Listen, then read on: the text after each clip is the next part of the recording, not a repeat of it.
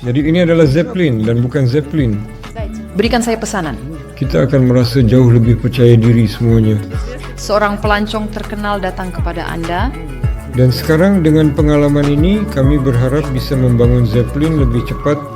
Halo semuanya, Anda berada di saluran Zeppelin generasi baru bersama saya Yulia Shishkina. Ini adalah podcast lagi dan hari ini kami kedatangan tamu yang benar-benar membuat kami terkejut karena kami masih belum sepenuhnya memahami Zeppelin klasik, sementara dia tidak mengikuti skenario yang sudah teruji. Dia menciptakan dan merancang Zeppelin alternatif yang sangat inovatif dan luar biasa. Kami bersama peneliti utama di Ironova, Dmitry Sergeyevich Khmel. Halo, sangat senang bertemu. Tentu saja saya akan langsung bertanya, apa yang membuat Anda tidak puas dengan Zeppelin klasik? Tahukah Anda, saat kami mengerjakan kapal udara, kami selalu berusaha untuk memperbaikinya. Dan beberapa orang yang ingin meningkatkannya secara signifikan muncul dengan apa yang disebut bukan kapal udara yang klasik, tetapi kapal udara yang menggabungkan fungsi seperti misalnya kapal udara dan pesawat terbang. Artinya, mereka dapat menciptakan gaya aerodinamis yang sangat efisien dan efektif pada tubuhnya, karena pesawat tersebut memiliki cangkang yang cukup besar dan kuat. Bisa dibilang, kualitas aerodinamisnya cukup bagus dan sangat mengesankan. Kemudian menggunakan ini untuk mengambil lebih banyak kargo akan menjadi sangat efektif per unit volume dengan cara yang lebih efisien dan lebih menguntungkan. Hal ini pada prinsipnya akan memungkinkan kapal udara dan banyak proyek sekarang sedang dikembangkan. Saya bukan orang pertama dan terakhir yang sepertinya melakukan hal ini, dan saya juga merasa bahwa yang harus memungkinkan Zeppelin terbang lebih cepat, membawa lebih banyak muatan, dan pada saat yang sama memiliki semua keuntungan yang dimiliki Zeppelin biasa, обладать всеми теми преимуществами, которыми обладают обычными дирижаблями. Sebenarnya, saya sangat terkejut mengetahui bahwa untuk merancang Zeppelin dan menerbangkannya, orang belajar di tempat yang sama seperti untuk pesawat terbang biasa dan helikopter. Dan sekarang saya punya pertanyaan, di mana Anda belajar dan apa yang bisa Anda tawarkan dalam hal skenario alternatif untuk merancang Zeppelin? Nah, saya memiliki pendidikan yang mendalam di bidang penerbangan.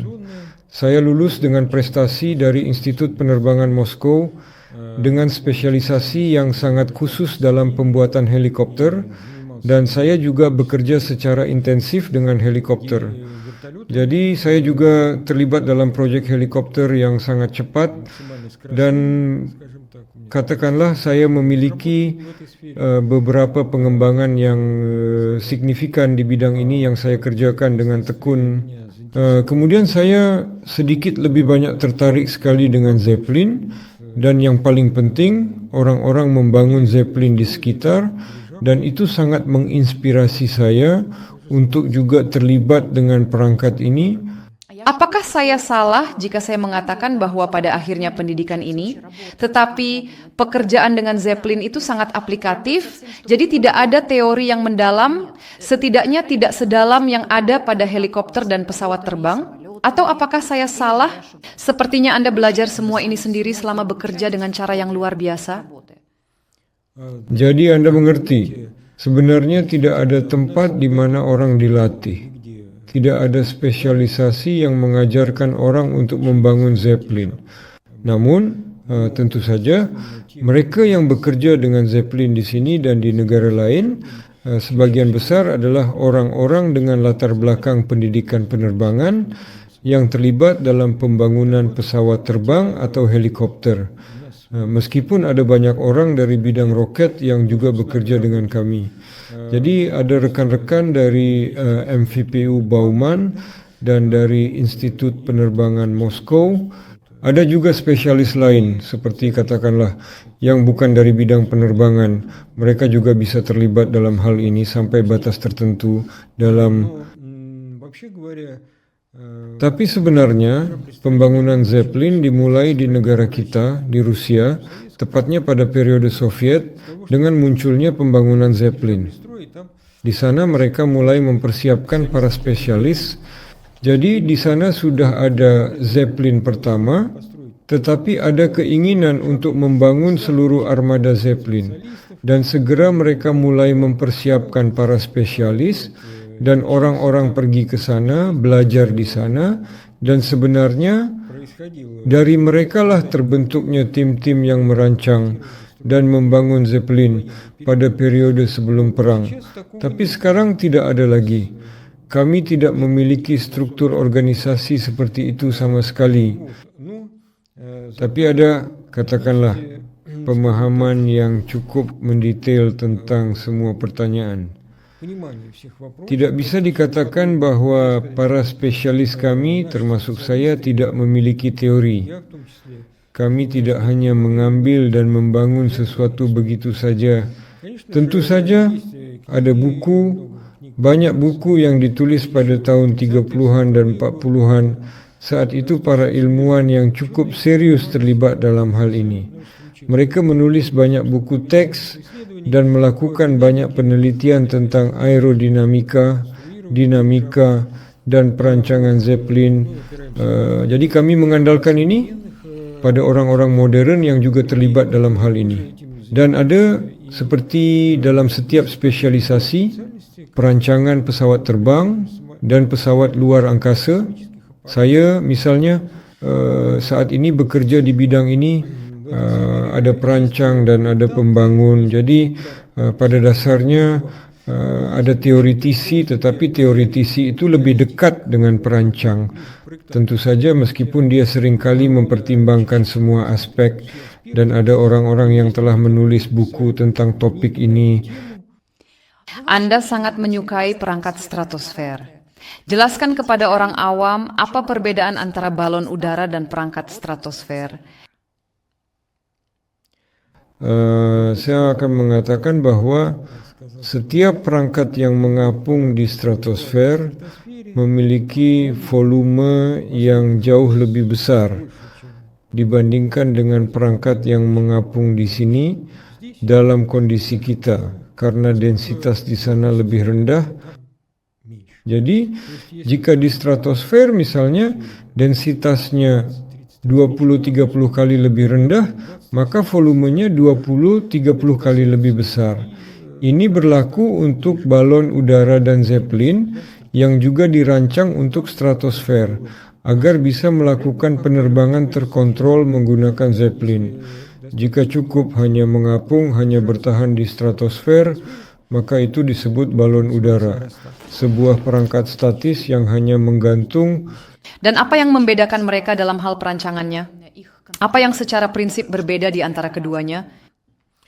Balon udara adalah selubung dengan beban di bawahnya, biasanya berbentuk bola, tetesan, atau pir. Zeppelin, untuk mengapung efisien, berbentuk memanjang seperti cerutu untuk penerbangan terkontrol. Kapal selam adalah analog terbaik untuk Zeppelin. Ia mengarahkan diri dengan kemudi dan bergerak dengan mesin. Bidang ini berada di antara luar angkasa dan bumi, dan agar pesawat tersebut dapat mengapung kurang lebih efisien, mereka mencoba memberikannya bukan bentuk bola, melainkan bentuk cerutu yang memanjang, misalnya seperti atau mungkin sehingga dapat melakukan penerbangan yang lebih terkendali dan lebih stabil.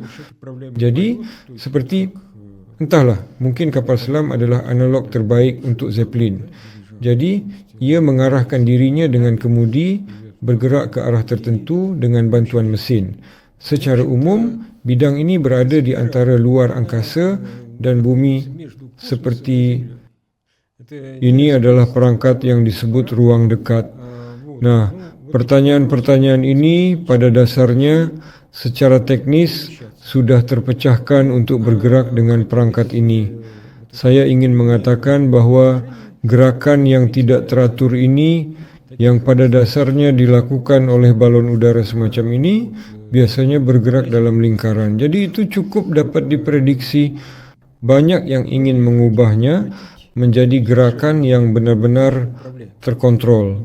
Dan bahkan bukan hanya terkontrol, tetapi agar Zeppelin ini bukan sekadar mainan angin, melainkan agar ia bisa terus berada di area yang dibutuhkan dengan baik dan benar, dan dengan demikian ia akan dapat menjalankan semua fungsi yang misalnya dilakukan oleh satelit geostasioner yang berada pada jarak yang sangat jauh dari bumi.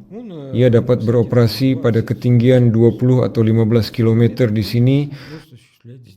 Ini sangat menarik. Proyek ini mendapatkan banyak perhatian, dana besar dialokasikan untuk mereka. Namun, proyek komersial di bidang ini sedikit. Tetapi sekarang sudah ada proyek komersial yang muncul. Jadi, mereka selalu memiliki beberapa proyek komersial. Kebanyakan program pemerintah. Banyak dilakukan di bidang ini. Hampir semua negara melakukan sesuatu di bidang ini.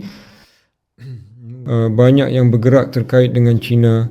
Banyak sekali negara-negara di Eropah yang juga melakukan hal yang sama.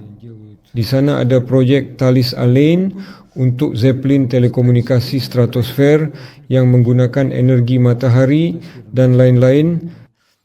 Nah, di Amerika Serikat juga saat ini sebuah startup swasta telah mengangkat Zeppelin bertenaga matahari ke stratosfer. Dan tentu saja batasan di tingkat luar angkasa ini menuntut persyaratan yang sangat tinggi terhadap material, sistem tenaga, dan panel surya.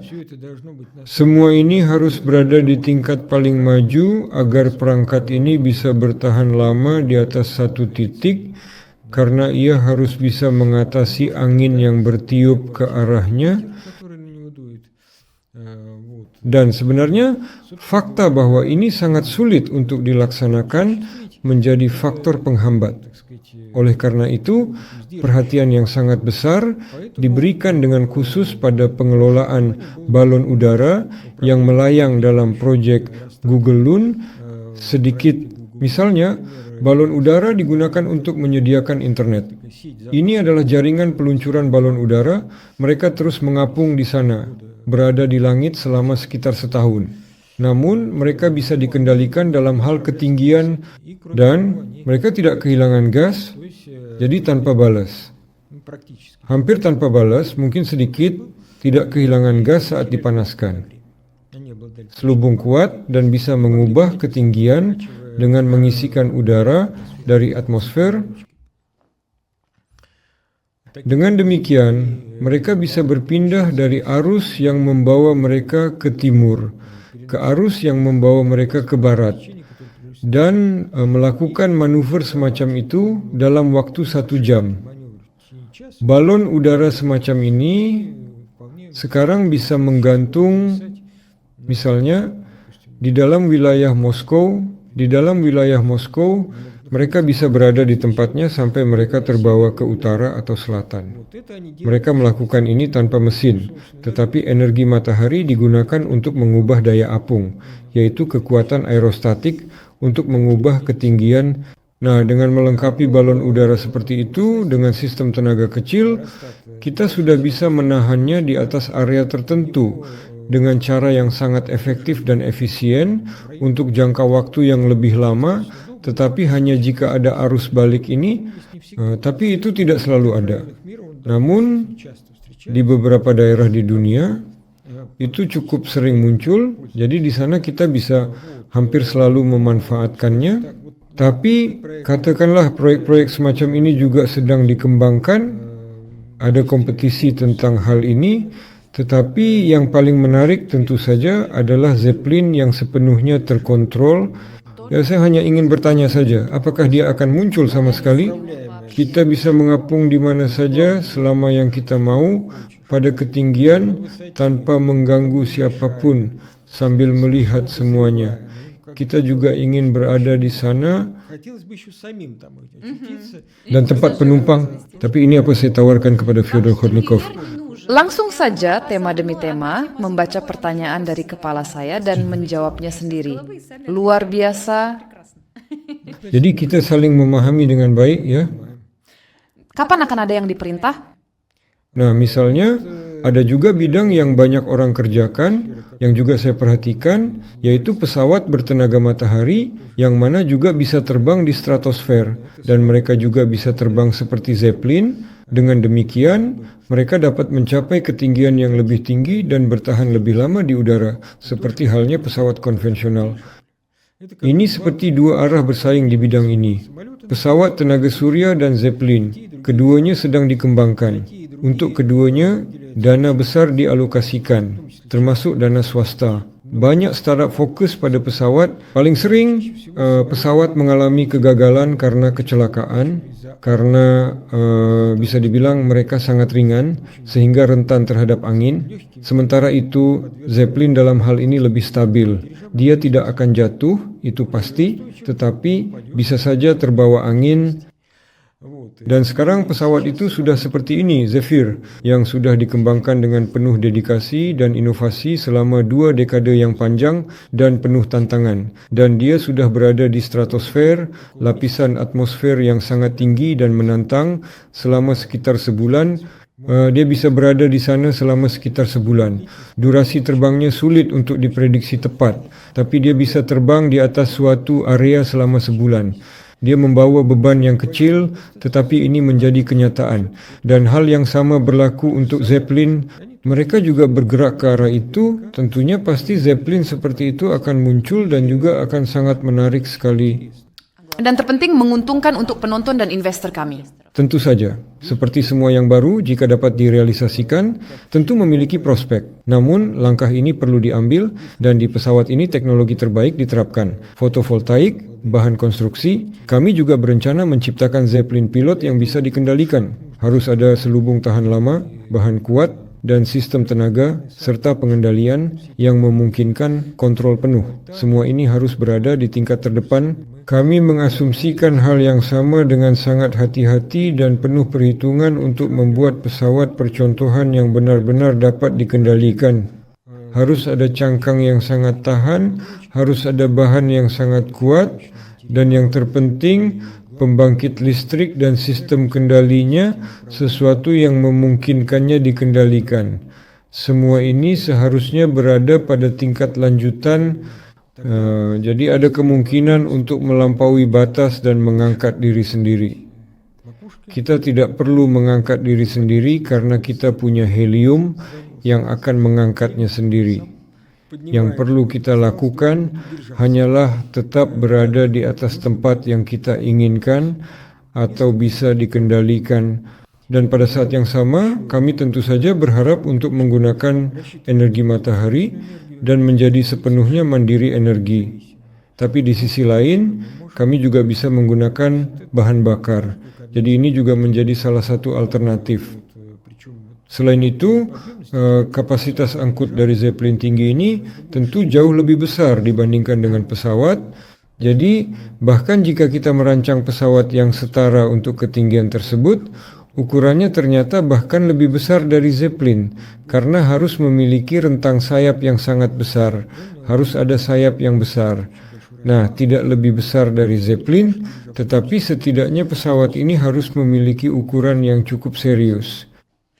Apakah mungkin untuk menghasilkan helium di stratosfer? Lebih baik menghasilkan sesuatu yang lain, karena helium hanya dihasilkan dari reaksi termonuklir. Dan sebagai pengganti helium, kita bisa menghasilkan gas pengangkat lainnya.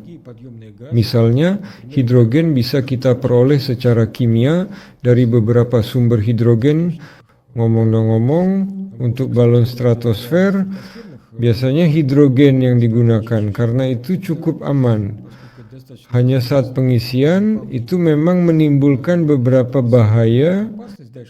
Selanjutnya, dia terbang pergi, jadi selamat tinggal, tidak mengganggu siapapun. Jadi, hidrogen, ya, kita bisa menghasilkan hidrogen di atas kapal dan untuk mengisi selubung, begitu.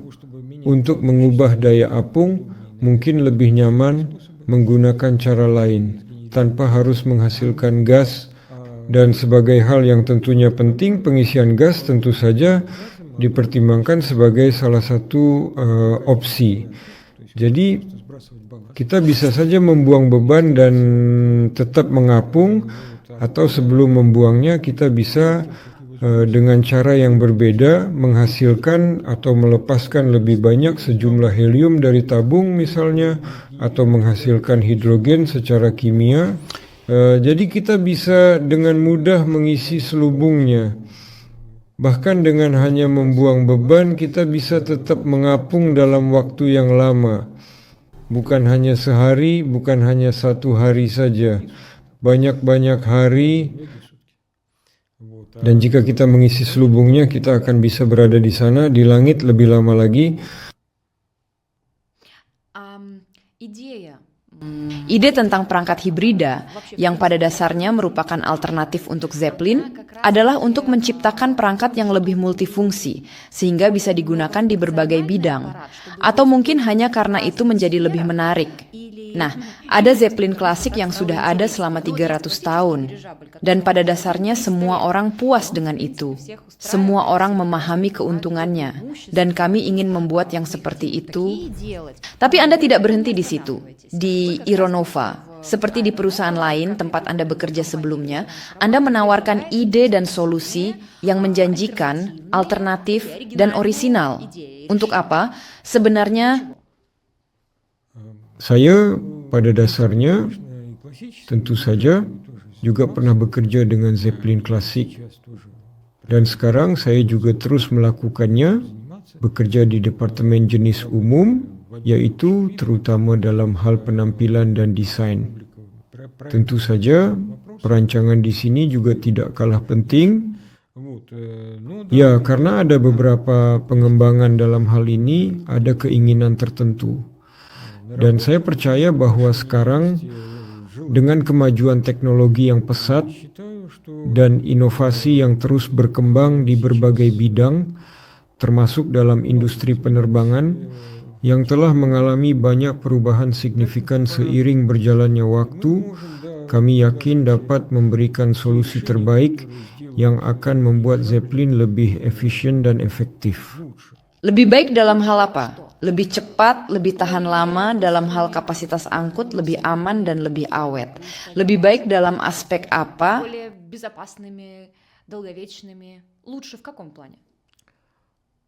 Di sini saya bisa katakan bahwa Zeppelin klasik memuaskan kita. Kami berharap mereka akan beroperasi, namun mereka menghadapi batasan operasional seperti ukuran. Perangkat ini sangat besar dan ekonomi tidak mendukung mereka. Kami menyimpulkan bahwa kami tidak bisa mengoperasikan Zeppelin seperti itu. Dengan bantuan Zeppelin hibrida yang menghasilkan tenaga besar dengan mesin, mereka dapat mengangkat beban. Itu perangkat besar. Ekonomi tampaknya tidak mendukung mereka. Kami tidak bisa mengoperasikan Zeppelin seperti itu.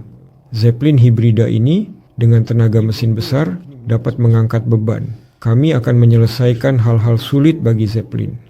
Misalnya, Zeppelin klasik bisa mengangkut beban besar, tetapi tidak bisa mengambil dan membongkar beban tersebut. Oleh karena itu, dengan bantuan kapal udara hibrida ini, yang sangat canggih dan modern, yang dapat menciptakan kekuatan yang cukup serius dengan mesinnya yang menggunakan teknologi terbaru, mereka dapat mengangkat beban untuk berbagai keperluan seperti transportasi dan logistik dengan efisiensi tinggi. Kami akan menyelesaikan hal-hal yang biasanya sulit dilakukan oleh Zeppelin dengan cara yang lebih mudah dan efisien. Misalnya, Zeppelin dengan bentuk klasik memang bisa mengangkut beban besar, tetapi ia tidak bisa begitu saja mengambil dan membongkar beban tersebut untuk memudahkan proses. Ia perlu mengambil beban lain sebagai pengganti beban tersebut agar tetap seimbang dan memastikan keseimbangan yang diinginkan dan diharapkan. Dan Zeppelin hibrida, sebagian besar projek mengasumsikan bahwa ia mengangkat seluruh beban dengan bantuan daya dorong dari mesin dan aerodinamika, serta teknologi modern yang canggih dan efisien untuk meningkatkan performa dan keandalan. Ini memungkinkan untuk mengoperasikan tanpa balas. Itu yang pertama. Kedua, sebenarnya massa beban yang dihitung berdasarkan volume lebih besar. Dan sesuai dengan itu, hambatan Zeppelin yang dihitung berdasarkan masa beban berguna lebih kecil, tapi perlu untuk membawa beban ini. Jadi kita perlu membuat bentuk yang optimal yang akan memungkinkan untuk menyeimbangkan secara aerodinamis. Misalnya, Zeppelin kami memiliki daya tarik sekitar 10% hingga 10%. Mereka mengambil bahan bakar, bisa mengangkatnya misalnya dengan baling-baling saat lepas landas dan selama penerbangan itu akan digunakan. Dan dengan demikian, pesawat itu tetap ada, setidaknya tidak menjadi lebih ringan dari udara. Ia cukup mudah menurunkan dirinya hanya dengan mematikan mesin atau mengurangi daya dorong mesin. Ya, bukan hanya itu yang menarik bagi saya. Awalnya, saya tidak pernah berpikir akan terlibat dengan Zeppelin. Saya melihat satu Zeppelin kecil mengapung. Saya mulai berpikir tentang bagaimana perangkat ini terbang, tentang mengubah daya angkat aerostatik. Alih-alih menciptakan daya dorong, kita bisa mengubah daya angkat aerostatik dengan memanaskan gas. Lebih tepatnya, saya melihat satu Zeppelin kecil yang mengapung. Saya melihatnya, itu sangat menarik perhatian saya, sangat menginspirasi saya, tetapi saat itu belum ada yang seperti itu. Saya mulai berpikir tentang bagaimana perangkat ini terbang, tentang kemungkinan mengubah daya angkat aerostatik dari perangkat ini. Ini sangat menarik. Alih-alih menciptakan daya dorong, misalnya dengan baling-baling, dan menghabiskan energi, kita bisa saja mengubah daya angkat aerostatik di dalam selubung, misalnya dengan memanaskan gas di dalam selubung, dan itu akan mengangkat jauh lebih banyak. Dan ini juga sedang dipertimbangkan dalam banyak proyek yang sedang dipertimbangkan saat ini dan telah dibahas sebelumnya dengan hati-hati. Saya mengembangkan proyek-proyek seperti itu, bekerja pada perangkat yang secara mendalam dan teliti dengan seksama dan cermat tentang cara mengubah daya apung dari perangkat yang juga pada dasarnya dapat dengan mudah diterapkan pada Zeppelin klasik. Perubahan daya apung juga dapat dengan mudah diterapkan pada Zeppelin hibrida. Jadi ada beberapa aspek yang dikenal oleh orang-orang yang bekerja di bidang perancangan Zeppelin, dan di seluruh dunia aspek-aspek ini diteliti dan dikembangkan dengan cara tertentu. Misalnya, metode termal untuk mengubah daya angkat sudah dikenal sejak lama. Jadi Montgolfier terbang, itu hanya memanaskan udara, ya, saudara-saudara Montgolfier. Tapi jika kita memanaskan helium, maka perubahan daya angkatnya akan jauh lebih besar. Ada sesuai dengan itu, Rosier, yang dinamai menurut penemunya, yang pertama kali mewujudkan hal semacam ini. Dia memiliki selubung kombinasi di mana ada gas, hidrogen, dan juga udara yang dipanaskan. Disebut Rosier, tetapi tentu saja kami tidak bereksperimen dengan hidrogen, melainkan menggunakan helium yang aman. Nah, mari kita jelaskan sekali dan untuk selamanya agar semua kesalahpahaman bisa dihilangkan. Apa itu perangkat hibrida dan apa saja yang termasuk di dalamnya? Kenapa disebut hibrida? Nah, kata hibrida sebenarnya berarti bahwa ia menggabungkan fungsi dari beberapa perangkat lain. Jadi ini adalah Zeppelin dan non-Zeppelin. Oleh karena itu, ini bisa menjadi hibrida antara pesawat Zeppelin atau helikopter Zeppelin. Secara umum, Zeppelin yang ditingkatkan bukan hibrida. Bodinya aerodinamis, memungkinkan daya angkat lebih besar. Diameter Zeppelin besar sebanding dengan sayap pesawat kapasitas serupa. Rentang sayap lebih besar, tetapi panjang Zeppelin jauh lebih besar dibandingkan pesawat kapasitas sama. Oleh karena itu, bahkan Zeppelin klasik pada kecepatan tinggi dapat mengangkat beban secara aerostatik karena diameter Zeppelin, ukuran mereka yang mana sangat besar sehingga dapat dibandingkan dengan rentang sayap pesawat dengan kapasitas angkut yang serupa. Nah, bisa dibilang tentu saja rentang sayapnya lebih besar, tapi panjang Zeppelin jauh lebih besar beberapa kali dibandingkan dengan pesawat yang memiliki kapasitas angkut yang sama.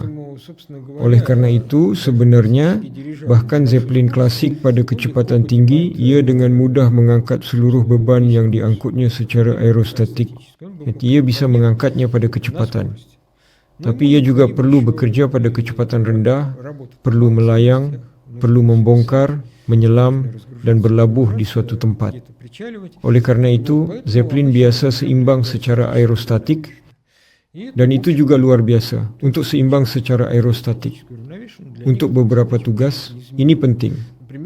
Jika perlu berada di udara untuk waktu yang sangat lama, untuk tujuan ini, seperti di stratosfer, lebih baik seimbang secara aerostatik, meskipun ada juga untuk Zeppelin tinggi, ada bidang tertentu di mana mereka dapat dibuat dengan skema ini, karena ini memungkinkan, seperti misalnya, untuk meningkatkan kecepatan dengan lebih baik.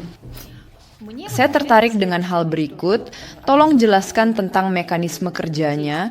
Jadi kami dijelaskan bahwa Zeppelin berbeda dari pesawat terbang karena ia hanya terbang ke atas, tidak memerlukan percepatan, dan ini bahkan bisa membuat area infrastruktur yang dibutuhkan untuk Zeppelin menjadi lebih kompak.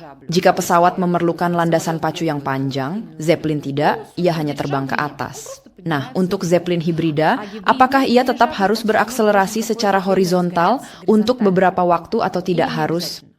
Tidak harus. Apa saja pilihan?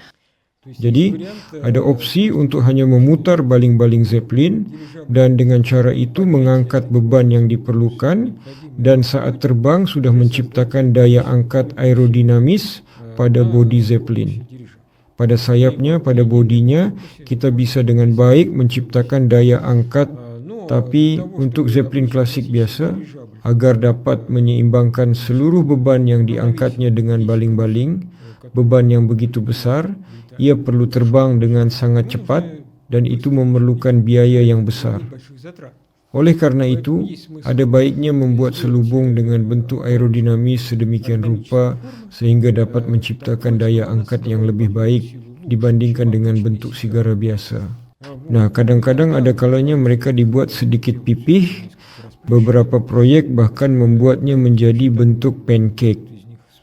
Tapi ini mengakibatkan Zeppelin memiliki daya angkat yang terlalu besar secara aerodinamis, dan ini menyebabkan ketidakstabilan di dekat tanah dan masalah lainnya. Nah, ini adalah solusi sementara. Dapat dikatakan bahwa ketika bentuknya masih mirip dengan sigara, tetapi tetap memiliki bentuk sayap, jadi ada sedikit perpanjangan sayap, sedikit perpanjangan. Dalam hal ini, hambatan dari tubuh ini hampir sama dengan Zeppelin klasik. Hambatannya tidak jauh lebih besar, tetapi ada kekuatan aerodinamis yang lebih besar. Jadi, ia memiliki kualitas yang lebih baik sebagai Zeppelin. Dan Zeppelin seperti ini dapat mengangkut beban ini pada kecepatan misalnya 100 km per jam. Jadi, ia perlu berakselerasi di lapangan hingga 100 km per jam, kemudian ia terbang dengan beban itu. Tapi karena Zeppelin sangat besar, ketika saya mendapatkan tugas seperti itu, saya hanya diberikan tugas desain seperti ini. Awalnya kami mengira kami akan berlari, berakselerasi, dan terbang sangat baik. Jadi, Zeppelin ini 2 kali lebih kecil, tetapi beban yang dibawanya sama dengan Zeppelin besar yang lebih besar. Namun, ia perlu berakselerasi. Nah, kami sudah membuat bentuk aerodinamis, kami sudah menghitung, tetapi ternyata panjang landasan ini sangat besar, dan dia juga harus berlari melawan angin, karena Zeppelin selalu harus, mereka kesulitan ketika angin datang dari samping, mereka cenderung berputar melawan angin. Jadi, ini sangat tidak nyaman. Oleh karena itu, yang terbaik untuk Zeppelin adalah mengangkat beban secara vertikal dengan baling-baling, dan kemudian berakselerasi hingga kecepatan di mana ia sudah optimal, sekitar 100-120 km per jam. Pada kecepatan 100 km jam, Zeppelin klasik beroperasi baik, sedangkan Zeppelin hibrida lebih cepat, mencapai 200 km jam. Mereka mengantarkan barang lebih cepat. Kami hanya mempertimbangkan Zeppelin hibrida, bukan yang klasik. mereka akan mengantarkan barang lebih cepat. Saya rasa tidak ada alternatif seperti itu. Kami hanya mempertimbangkan Zeppelin hibrida. Zeppelin klasik berguna untuk beberapa tugas, tetapi di mana kecepatan penting, Zeppelin hibrida lebih cocok. Kami hanya mempertimbangkan Zeppelin hibrida dan Zeppelin klasik tidak kami butuhkan. Zeppelin klasik juga bisa berguna untuk beberapa tugas. Namun, di tempat di mana kecepatan perlu ditingkatkan, itu bisa dipenuhi oleh Zeppelin hibrida. Selain itu, karena mereka lebih kecil dan lebih efisien, mereka memiliki mesin yang lebih kuat dengan teknologi canggih untuk meningkatkan performa dan mengurangi konsumsi bahan bakar, sehingga mereka dapat berlabuh dengan lebih baik, lebih stabil di tanah, dan mereka akan membutuhkan infrastruktur yang lebih kecil, sehingga lebih ramah lingkungan dan lebih ekonomis dalam jangka panjang. Pada dasarnya, kami berfokus pada saat saya mengerjakannya, agar mereka dapat dioperasikan tanpa hangar sama sekali, seperti pesawat terbang yang sangat jarang menggunakan hangar, hanya untuk pekerjaan perbaikan, dan sisanya mereka berdiri di luar. Pada saat yang sama, tentu saja, Zeppelin biasa, klasik, juga berdiri di luar, tetapi ia perlu berlabuh ke tiang. Dan untuk Zeppelin hibrida, kami juga mempertimbangkan beberapa perangkat berlabuh, dan di sini bisa ada variasi Zeppelin yang juga dapat berputar dengan cara yang unik dan menarik, tetapi ia tidak berputar di sekitar titik hidung seperti di tiang hidung, melainkan di sekitar perangkat berlabuh di hidung, dan memiliki mekanisme yang berbeda untuk memastikan stabilitas dan efisiensi yang terpasang di tiang dan bisa berputar dengan sangat mudah dan lancar, misalnya tidak di pusatnya, tetapi di 1/3 dari hidung. Area yang ia tempati di tanah saat berputar secara signifikan mengurangi ukurannya. Nah, kurang lebih seperti itulah pengembangan Zeppelin hibrida ini. Dan tentu saja kita juga bisa mempertimbangkannya di perusahaan Aeronova.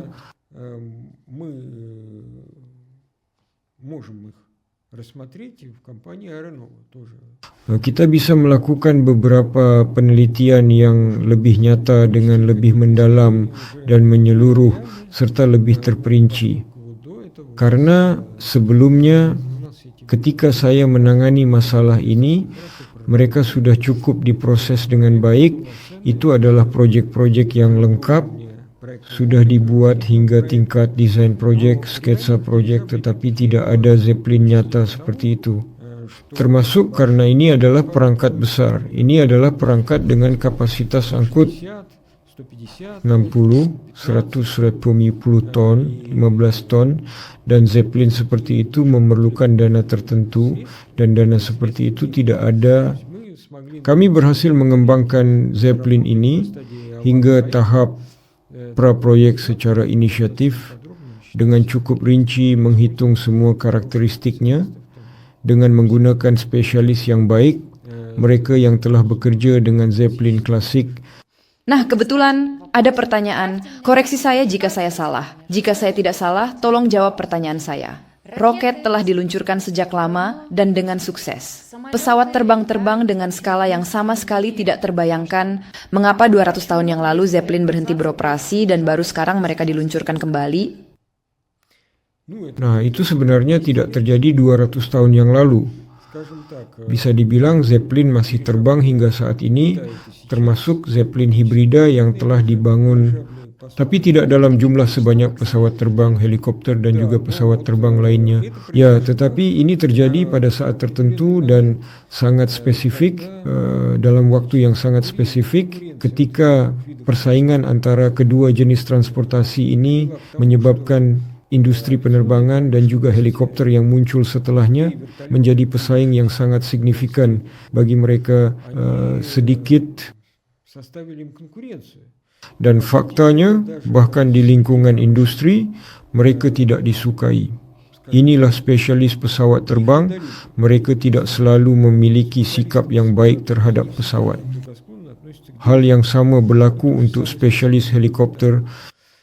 Jika seseorang telah mengabdikan hidupnya untuk menciptakan helikopter dan bekerja di bidang ini, maka tidak mungkin dia ingin dengan cepat. Tidak semua orang ingin seperti saya beralih profesi. Saya pikir setiap orang ingin terlibat. Banyak orang seperti ini yang beranggapan ini menarik sekali. Kenapa mereka tidak ada? Ayo kita jaga. Tapi industrinya tidak ada. Tidak ada peluang untuk bekerja di bidang ini. Situasi serupa terjadi di seluruh dunia, tidak hanya di negara kita. Ini terkait dengan fakta bahwa Zeppelin yang mengangkut barang bisa membawa beban puluhan ton hingga 90 ton dengan Zeppelin terbesar. Saat ini, tidak ada helikopter yang bisa mengangkat beban sebesar itu seperti yang dilakukan oleh Zeppelin, dan dalam waktu dekat kita mungkin tidak akan bisa menciptakan helikopter. Namun, Zeppelin sudah ada 100 tahun yang lalu. Nah, tidak 100 tahun, tapi sekitar 80 tahun lalu, 1937, 1938. Sudah ada yang seperti itu. Ya, mereka sudah mengangkat beban seperti itu. Ya, mereka memiliki masalah tertentu dalam pemeliharaan tempat berlabuh dan entah bagaimana masalah tersebut dapat diselesaikan. Namun secara keseluruhan saat ini karena tidak ada Zeppelin yang dapat menyelesaikan berbagai tugas seperti tugas transportasi, pemantauan dan banyak tugas lainnya dalam skala besar, kami tidak memiliki Zeppelin seperti itu sekarang. Saat ini kami sedang membangun Zeppelin yang dapat mengangkut sekitar 1 ton barang dan juga 3 atau 4 orang di dalamnya. Ini adalah Zeppelin AU-30 dan saya juga terlibat bekerja di Augur menciptakan beberapa bentuk awalnya yang sangat menarik dan menantang. Itulah mengapa Anda berpikir bahwa sekarang Zeppelin mulai mendapatkan popularitasnya. Dan tidak hanya di Rusia, kita tidak hanya berbicara tentang Ironova, karena kita berada di saluran Zeppelin generasi baru. Kami pada dasarnya juga melihat ke Eropa, ke Cina, ke Amerika, dan di sana juga saat ini sangat aktif menghidupkan kembali Zeppelin. Apa yang mendorong hal ini? Kemajuan teknologi, di mana hari ini semuanya bisa dilacak di komputer, dan bahkan bisa memperhitungkan momen-momen yang sangat kecil, bahkan nano, sehingga ini dilakukan oleh komputer, bukan hanya mengandalkan 1 atau 2 orang pilot atau teknisi yang hanya mempertaruhkan hidup mereka jika mereka melakukan kesalahan. Atau mungkin memang di langit sudah tidak ada lagi tempat untuk helikopter dan pesawat terbang, dan mungkin penerbangan kargo besar atau penerbangan wisata yang menarik hanya bisa dilakukan dengan meluncurkan Zeppelin, atau ada alternatif lain dari Anda? Seperti yang Anda ketahui, ini sebenarnya sangat kompleks dan tidak bisa dijelaskan dengan mudah. Hanya karena itu, sebenarnya sangat sulit. Dan karena itu entah kenapa, Ya, tetapi yang paling utama tentu saja balon udara saat ini menarik perhatian karena bisa dibilang seluruh sektor penerbangan sedang berkembang pesat. Begitu juga sebelumnya ketika ada peluang, banyak orang yang terlibat dalam hal ini.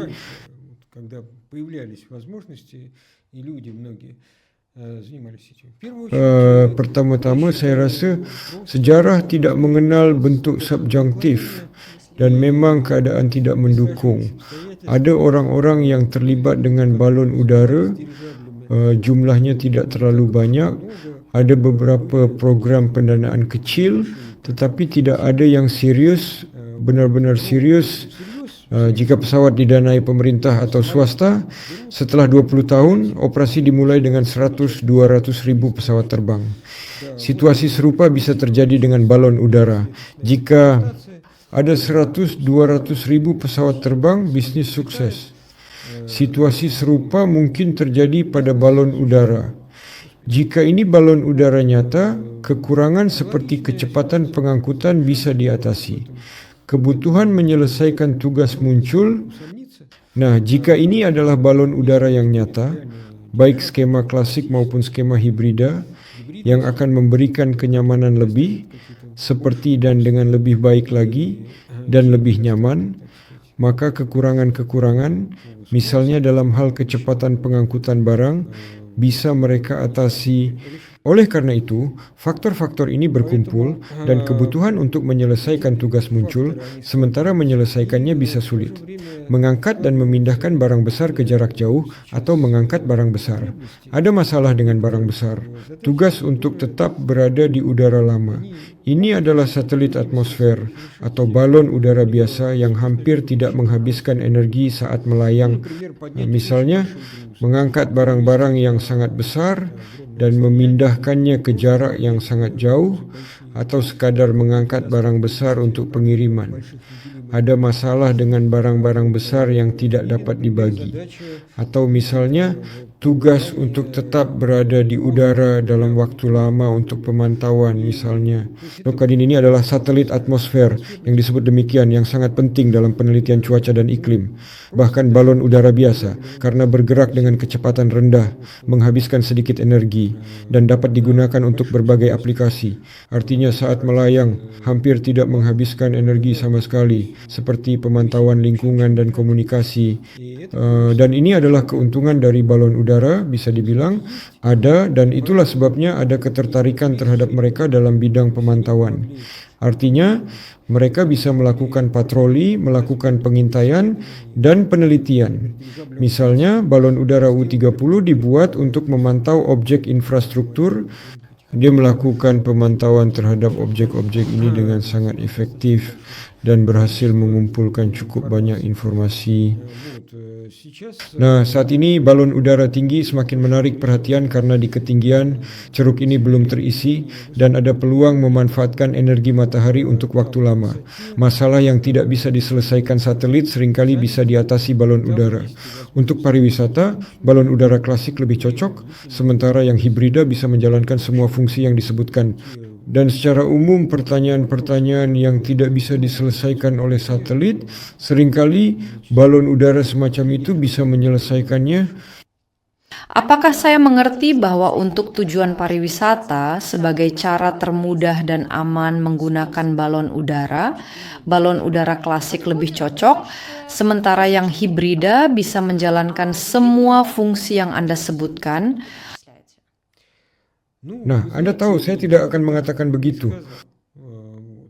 Lebih cepat memulai bisnis adalah pariwisata dengan balon udara. Itu yang paling cepat dan paling mudah, bukan? Ada pandangan seperti itu. Kenapa pandangan ini ada? Karena seperti yang kita ketahui, ada balon udara, ada kemungkinan tidak hanya secara teoritis, tetapi juga praktis. Misalnya, dengan berbagai kemungkinan menempatkan penumpang di dalamnya seperti Zeppelin NT dan juga menjual tiket. Jadi, menurut Anda kemana balon udara diarahkan? Perangkat stratosfer klasik Anda atau balon udara Anda yang sudah dimodifikasi progresif? Di mana Anda melihat potensi? Saya melihat semua bidang. Dan yang paling menjanjikan? Saya tidak berpikir bahwa pariwisata adalah yang utama bagi kita, meskipun banyak orang mungkin berpendapat sebaliknya. Saya percaya bahwa balon udara, meskipun tidak secepat helikopter, memiliki potensi besar.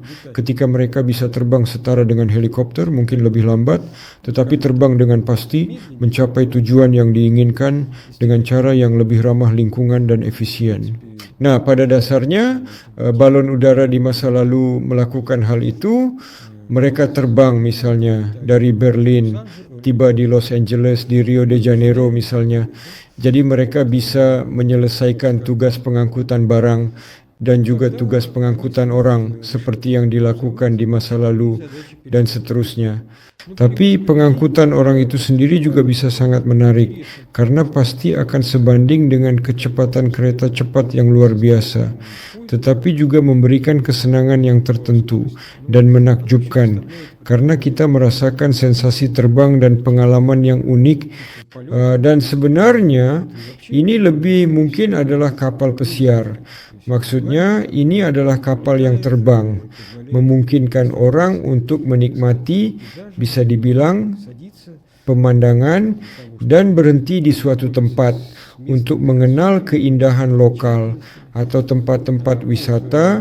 Ini bisa menjadi balon udara hibrida. Ngomong-ngomong, seperti yang kita ketahui, karena dia terbang dengan kecepatan yang lebih tinggi, ini dapat memberikan keuntungan yang signifikan, terutama dalam hal efisiensi biaya.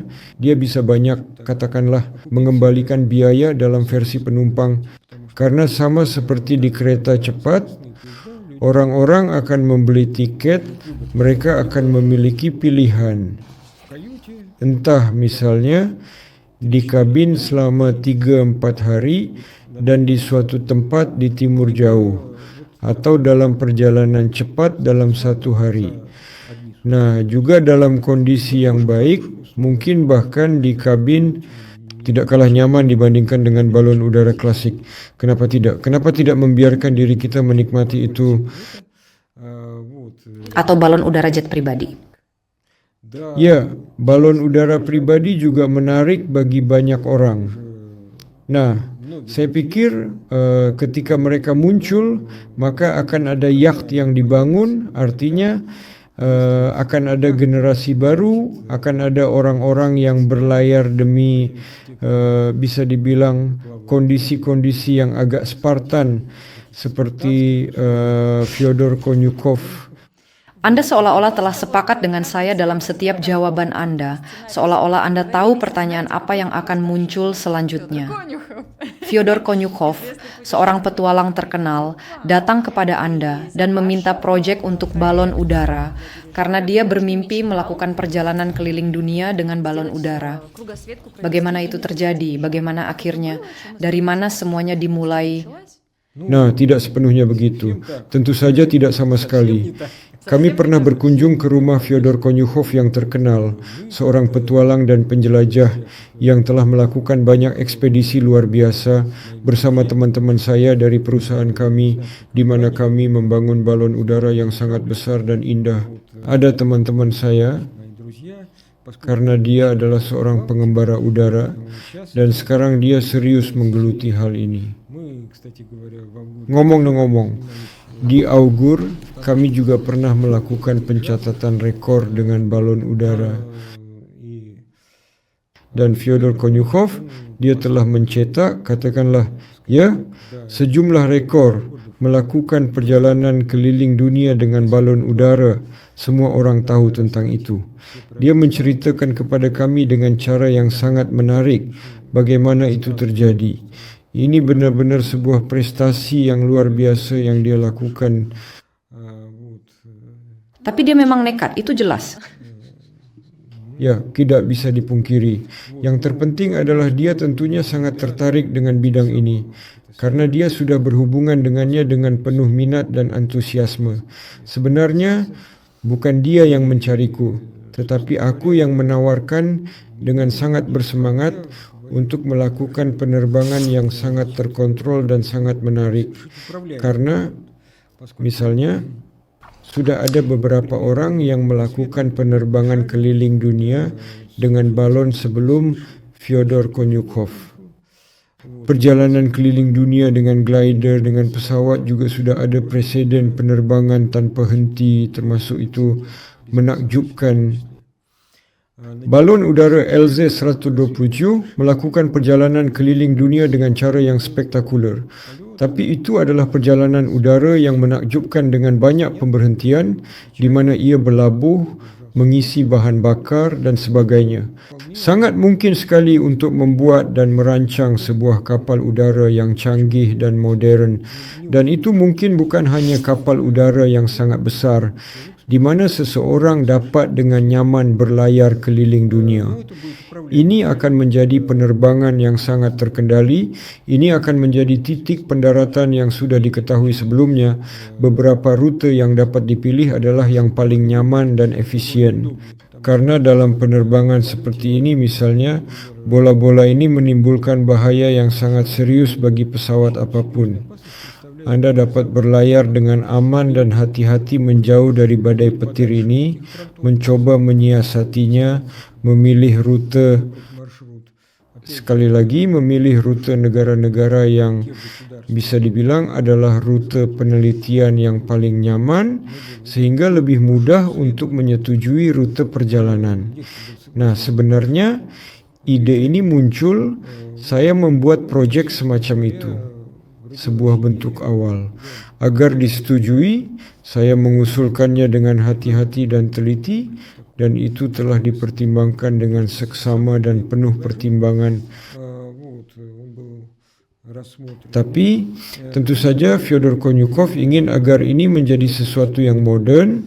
Dia sangat tertarik dan sekarang dia memiliki proyek untuk perjalanan keliling dunia dengan energi matahari, dengan pesawat yang akan terbang tanpa henti mengelilingi bumi, tetapi dengan energi matahari.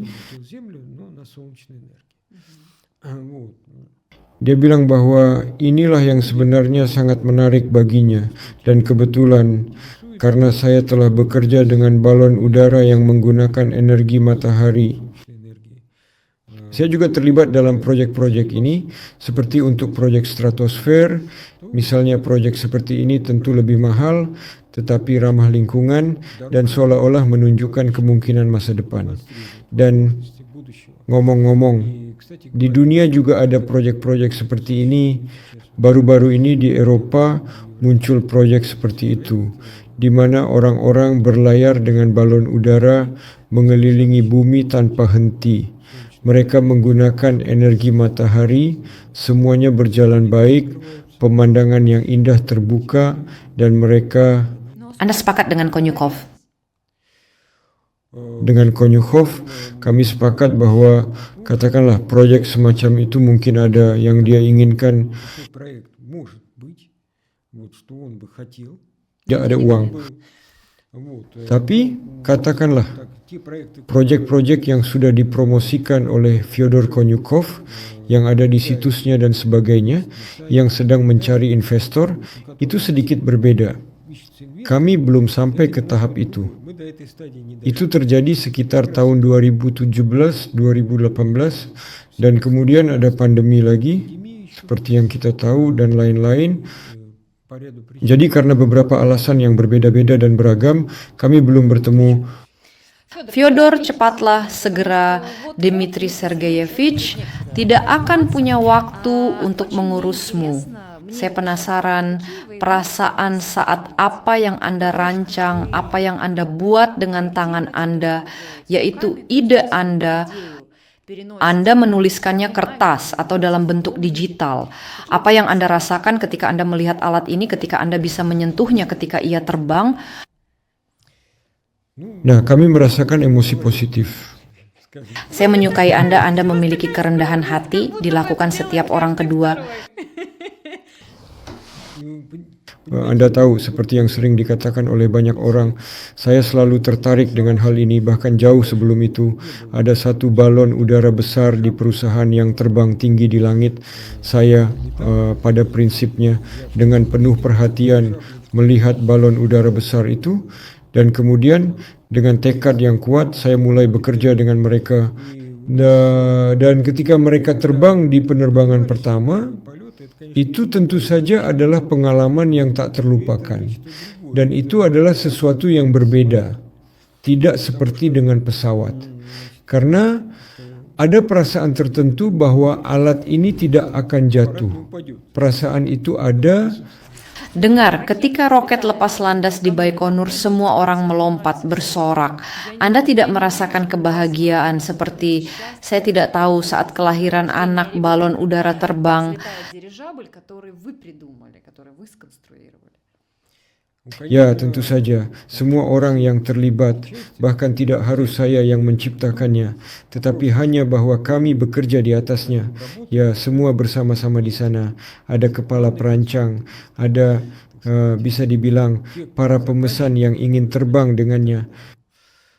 Tentu saja, itu sangat menginspirasi bahwa kami telah benar-benar terlibat dalam hal ini. Itu adalah halaman-halaman yang luar biasa. Kami berpikir bahwa kami akan melakukan ini sepanjang hidup kami. Tapi tidak selalu kami harus menangani pertanyaan lain. Tidak selalu itu berhasil, bisa dibilang. Saya pikir merasakan balon udara itu jauh lebih mudah. Ini karena mereka tidak jatuh.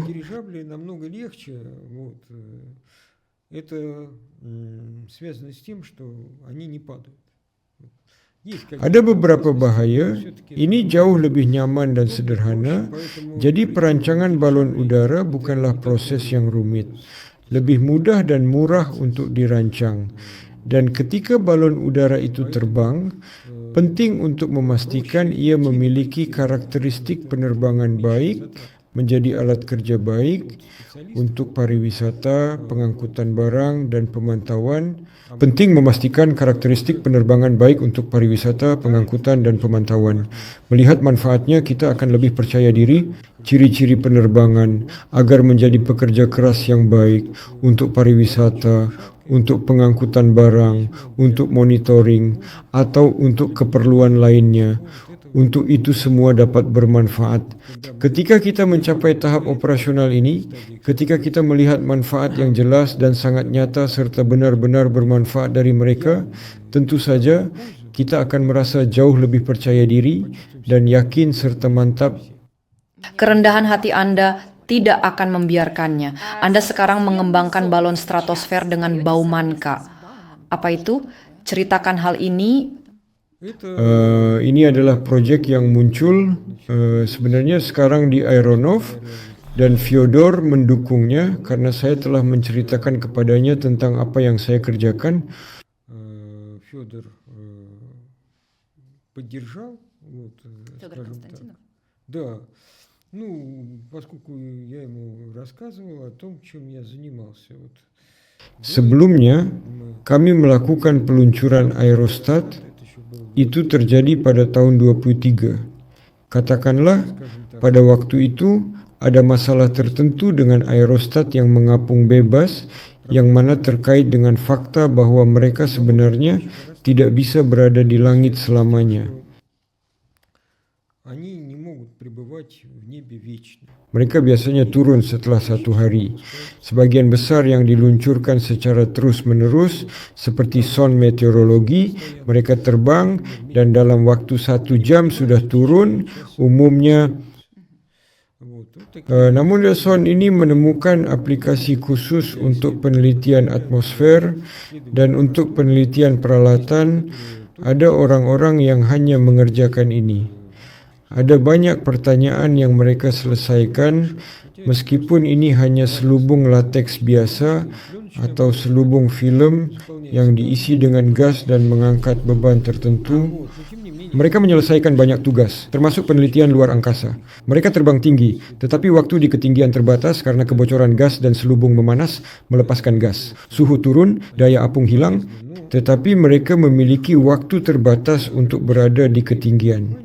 Ini bukan hanya karena kebocoran helium atau hidrogen yang ada di dalamnya, tetapi juga karena selubungnya memanas di siang hari dan saat itu mereka melepaskan kelebihan gas. Setelah itu, pada malam hari, saat mendingin mereka kehilangan daya apung dan tenggelam. Anda dapat mengatasi ini dengan membuang pemberat, tetapi ini tidak selalu nyaman. Apalagi jumlah beban ini terbatas dan penerbangan aerostat semacam itu akan berlangsung beberapa hari, mungkin paling lama seminggu, 2 minggu, atau mungkin sebulan, tergantung pada volumenya. Untuk mencegah gas keluar dari aerostat, ada beberapa solusi saja. Misalnya, bisa menggunakan selubung yang kuat, yang tidak akan membiarkan gas mengembang saat dipanaskan. Namun, ini cukup sulit dilakukan. Contohnya, ada sonde yang terkenal dari China yang diluncurkan untuk tujuan damai dan secara tidak sengaja masuk ke wilayah Amerika Serikat. Dia memiliki selubung yang sangat kuat. Itu nampak jelas dari desainnya yang sangat rumit dan detail, dan dirancang untuk penerbangan semacam itu. Dan saat itu muncul minat besar sekali. Orang-orang yang meluncurkan son ini menghubungi saya secara langsung dengan penuh antusiasme yang terbang dan cepat turun dengan cepat sekali karena saya menawarkan untuk melakukan penerbangan panjang untuk son tersebut. Nah, jadi muncul minat dan di Institut Baumanka lahir sebuah startup.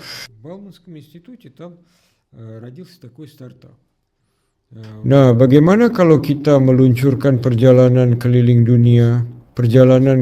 dunia, dan di sana ada Arkady Detkovsky yang dikenal sebagai Bapak Bauman yang saat itu dan sekarang sebenarnya masih bekerja di sana. Saya seolah-olah telah menciptakan penampilan proyek tertentu. Bagaimana ini bisa dilakukan dengan menggunakan selubung yang kuat. Dia kemudian melakukannya dengan hati-hati. Saya membantu di sana bersama beberapa rekan saya dari penerbangan udara di Institut Penerbangan Moskow dan lainnya. Dan dia berhasil mempertahankan ketinggian terbang selama beberapa hari sampai ke taiga. Di sana mereka pergi dan mengambilnya. Jadi semua angin di bumi sebagian besar terutama berada di stratosfer. Mereka bergerak mengelilingi kutub. Semacam pusaran ini ada di semua planet termasuk bumi.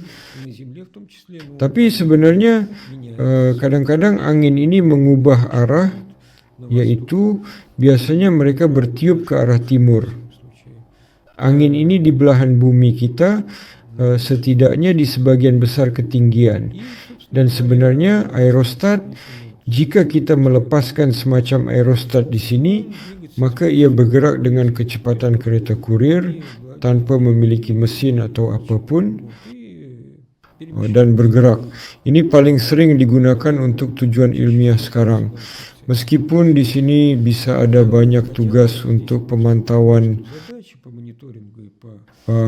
balon-balon semacam ini digunakan termasuk untuk pengukuran meteorologi yang mengapung lama. Karena kita mendapatkan data angin dengan meluncurkan balon-balon ini. Saat ini hanya dilakukan di Rusia. Sekitar 1.000 peluncuran son meteorologi dilakukan setiap hari untuk mendapatkan data angin pada berbagai ketinggian serta mengukur suhu. Mereka juga bisa mengukur beberapa hal lainnya dan beberapa aspek lainnya.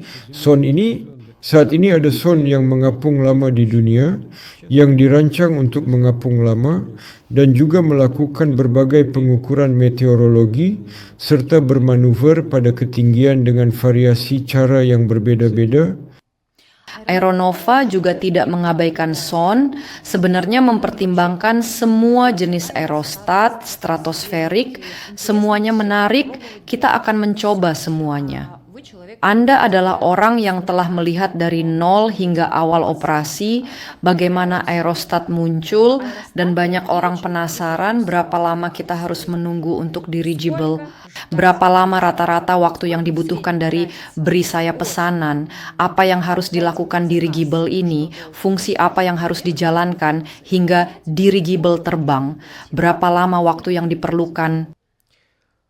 Ya, tentu saja. Itu sangat tergantung pada masalah organisasi dan situasi yang dihadapi oleh tim serta berbagai faktor eksternal yang mungkin mempengaruhi, tetapi seperti yang dikatakan tidak mungkin. Maksudnya tetap saja dibutuhkan waktu untuk projek ini terwujud seperti sumber daya yang tersedia dan prioritas lainnya.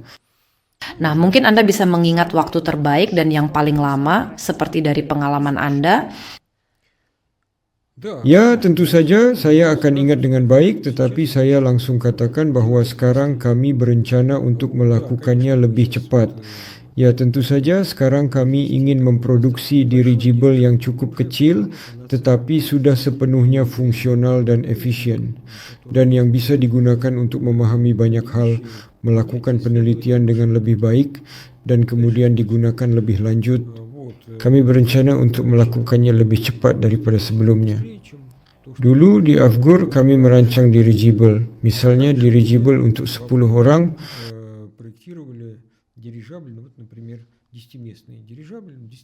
Dirigible untuk 10 orang pada dasarnya dan umumnya tidak sering mengangkut 10 orang, biasanya digunakan untuk pemantauan seperti yang kita ketahui.